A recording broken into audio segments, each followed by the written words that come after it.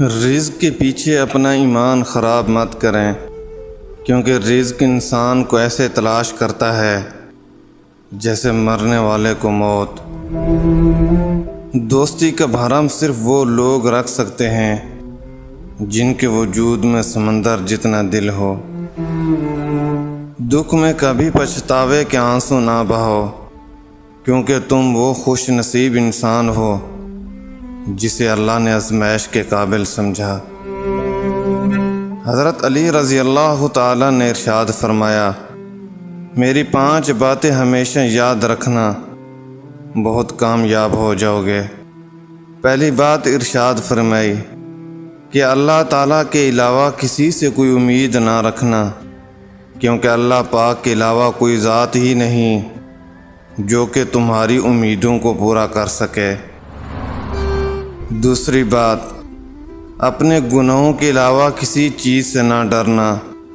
کل کو جب اپنے اللہ کے سامنے جاؤ گے تو اللہ کو کیا منہ دکھاؤ گے، اس لیے ہر وقت یہ خوف اپنے دل میں رکھو کہ کوئی گناہ تم سے سرزد ہی نہ ہو، اور جو گناہ ہو چکے ان پر اللہ پاک سے استغفار کرتے رہو۔ تیسری بات یہ ارشاد فرمائی کہ اگر تم سے کوئی ایسی بات پوچھی جائے جس کا تمہیں علم ہی نہ ہو تو یہ کہتے ہوئے نہ شرمانا کہ میں نہیں جانتا۔ بہت سے لوگ ایسے ہیں جو کہ ایک چیز کے بارے میں نہیں جانتے پھر بھی تکے لگانا شروع کر دیتے ہیں۔ کسی دوسرے موقع پر حضرت علی رضی اللہ تعالیٰ نے یہ بھی ارشاد فرمایا تھا کہ اس بات کا اقرار کر لینا کہ میں اس بارے میں نہیں جانتا، یہ بھی آدھا علم ہے۔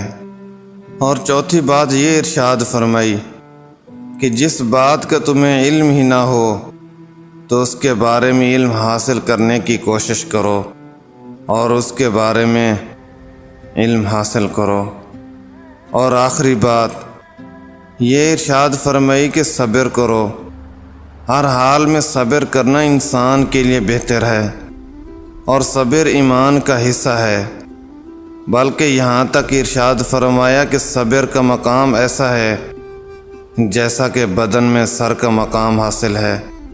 معلوم ہوا کہ صبر کا مقام ایمان کے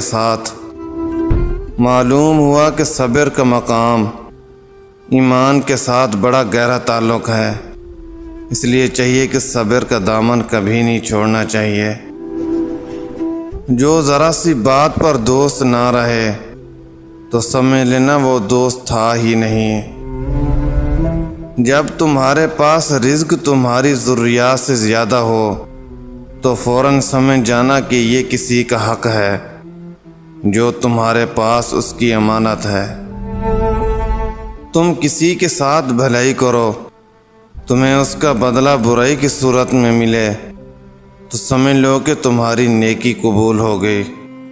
صرف 2 لوگ مقدر والے ہوتے ہیں، ایک وہ جنہیں وفادار دوست ملتا ہے، اور دوسرا جن کے ساتھ ماں کی دعائیں ہوتی ہیں۔ مشکلات ہمیشہ بہترین لوگوں کے حصے میں آتی ہیں، کیونکہ وہ اس کو بہترین طریقے سے انجام دینے کی صلاحیت رکھتے ہیں۔